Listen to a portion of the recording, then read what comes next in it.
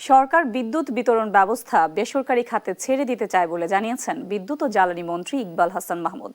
এছাড়া দেশের জ্বালানি রূপান্তরের ক্ষেত্রে প্রাতিষ্ঠানিক দুর্নীতি, প্রশাসনিক অদক্ষতা ও সরকারি নীতিগত পরিকল্পনার ঘাটতি সবচেয়ে বড় সমস্যা বলে মনে করেন বিশেষজ্ঞরা। এজন্য দেশের জ্বালানি নিরাপত্তা নিশ্চিতে নবায়নযোগ্য জ্বালানি রূপান্তরের তাগিদ দিয়েছেন সংশ্লিষ্টরা। বুধবার রাজধানীর একটি হোটেলে আয়োজিত সেমিনারে এসব কথা বলেন বক্তারা। দেশে জ্বালানি সংকটের কারণে একদিকে যেমন শিল্প উৎপাদন ব্যাহত হচ্ছে, তেমনি দেশি বিদেশি বিনিয়োগও বাধাগ্রস্ত হচ্ছে। এমন বাস্তবতায় টেকসই জ্বালানি ব্যবস্থা গড়ে তোলার লক্ষ্যে দেশের জ্বালানি নিরাপত্তা ও রূপান্তর শীর্ষক এই সেমিনারের আয়োজন করা হয়।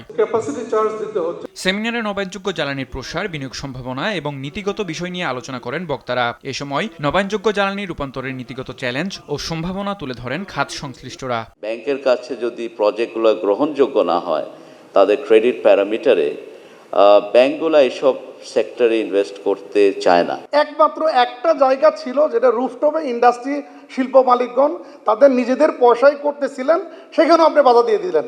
ওখানে আপনার 15% ভ্যাট, 2% AIT লাগিয়ে দিলেন। তবে দেশের জ্বালানি রূপান্তরের ক্ষেত্রে দুর্নীতি, অদক্ষতা ও নীতিগত পরিকল্পনার ঘাটতিকে সবচেয়ে বড় সমস্যা বলে মনে করেন নীতি নির্ধারক সহ বিশ্লেষকরা।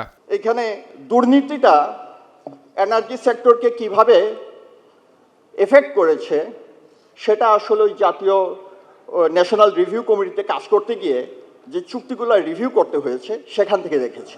ফিউচারে যে রিনিউয়েবল ইন্টিগ্রেশন যেটা হবে, সেটা সোলার হোক বা আমরা যদি কিছুটা উইন্ড পাই, এগুলো যদি আমরা রিজিওনাল এই গ্রিডের মধ্যে আমরা না আসতে পারি, শুধু আমার পক্ষে, আমার সিস্টেম অপারেটরের পক্ষে এই ভ্যারিয়েবল রিনিউয়েবল এনার্জি ম্যানেজ করা is going to be very difficult. সেবার মান বাড়াতে সরকার বিদ্যুৎ বিতরণ ব্যবস্থা বেসরকারি খাতে দিতে চায় বলে জানান বিদ্যুৎ ও জ্বালানি মন্ত্রী ইকবাল হাসান মাহমুদ। আমাদের প্রধানমন্ত্রী উনি বলেন যে এনাফ ইজ এনাফ, সরকারি পয়সাদার কিছু করেন না, প্রাইভেটকে দিয়ে দেন, প্রাইভেট চালাকেরা।